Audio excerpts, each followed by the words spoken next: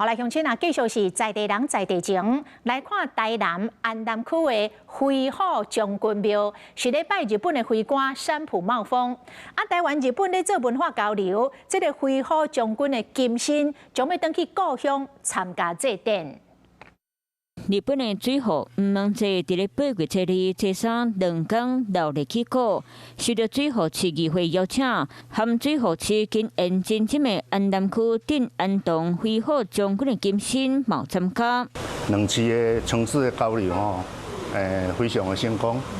现场冇安排去到飞虎将军山浦茂峰的旧厝举办祭灵仪式，真侪日本官员出席，行动对台南最近发生的洪灾、水灾复原，拢来个人关心。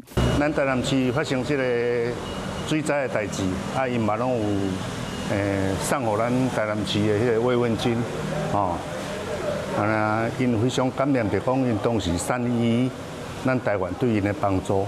这一片去到日本参访活动办得顺利圆满。Hello， 我是陈雅玲。想要抢先掌握最及时的新闻资讯吗？赶快订阅、按赞、开启小铃铛，锁定华视新闻 YouTube 频道。